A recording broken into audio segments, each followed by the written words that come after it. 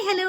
രാവിലെ തന്നെ വാപ്പയും കൊണ്ട് പേരൂർക്കുട ഹോസ്പിറ്റലിലോട്ട് പോയതാണ് കേട്ടോ. അപ്പോൾ ചെക്കപ്പ് എല്ലാം കഴിയുമ്പോൾ ഉച്ച കഴിഞ്ഞു. പിന്നെ വിചാരിച്ചു അവിടെ മാർക്കറ്റിലോട്ട് കയറി മീൻ എന്തെങ്കിലും വാങ്ങിക്കൊണ്ട് വീട്ടിലോട്ട് വരാം. അങ്ങനെ മാർക്കറ്റിനകത്ത് നിന്നപ്പോൾ നെത്തോലി, ചാള, ചൂര ഇതിൻ്റെ ചാകര തന്നെയാണ് കേട്ടോ എല്ലാ സ്ഥലത്തും. ആ വലിയ ചൂരയിലായിരുന്നു എൻ്റെ കണ്ണ് മൊത്തം. പക്ഷേ വലിയ ചൂരയ്ക്കൊക്കെ എല്ലായിടത്തും നല്ല വിലയാണ് കേട്ടോ. പിന്നെ വേളാപ്പാര ഉണ്ടായിരുന്നു. പിന്നെ അതൊന്നും വാങ്ങാതെ ഞാൻ ആദ്യം വന്ന സ്ഥലത്ത് തന്നെ വന്ന് ആദ്യം കണ്ട മാമാരിൽ നിന്ന് തന്നെ 3 ചൂര 200 രൂപയ്ക്ക് ഇങ്ങോട്ട് വാങ്ങിയിട്ടുണ്ട്.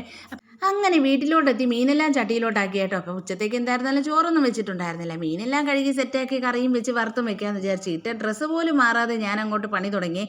തേങ്ങയെല്ലാം ചിരക്കി പറക്കി കറി അടുപ്പത്തോട്ട് അങ്ങ് ആക്കിയിട്ടുണ്ട് കേട്ടോ. കറി അടുപ്പത്തോട്ടാക്കിയാൽ പിന്നെ അപ്പുറത്തെ അടുപ്പ് വെറുതെ കിടക്കുകയല്ലേ, അതിലോട്ട് അങ്ങ് ഫ്രൈ ചെയ്തെടുക്കാമെന്ന് വിചാരിച്ചു. അങ്ങനെ ഫ്രൈക്കുള്ള എണ്ണ എല്ലാം അങ്ങോട്ട് ഒഴിച്ച് കരിയേപ്പില ഇട്ട് മീനും എടുത്ത് അങ്ങോട്ട് ഇട്ടിട്ടുണ്ട്.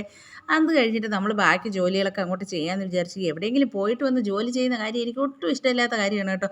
പിന്നെ വാപ്പ കൊട്ടും വയ്യാതിരുന്നുകൊണ്ട് പെട്ടെന്ന് നമ്മൾ ഹോസ്പിറ്റലിൽ പോയത്.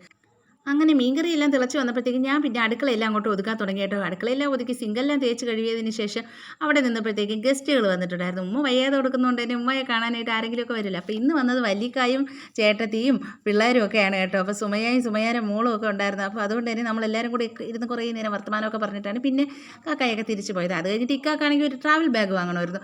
അങ്ങനെ നമ്മൾ സമന്വയയിൽ വന്നു കേട്ടോ. വട്ടിയൂർക്കാവിലുള്ള അവിടെ വന്ന് നമുക്ക് ഇഷ്ടപ്പെട്ട ഒരു ബാഗ് നമ്മൾ സ്വന്തമാക്കിയിട്ടുണ്ട്. അത് കഴിഞ്ഞ് പുറത്തോട്ട് ഇറങ്ങിയപ്പോൾ ആ കടയിൽ തന്നെ നിറച്ചിങ്ങനെ ഗ്ലാസ്സുകളൊക്കെ വെച്ചിട്ടുണ്ടായിരുന്നു കേട്ടോ, മുഖത്ത് വയ്ക്കുന്നത്.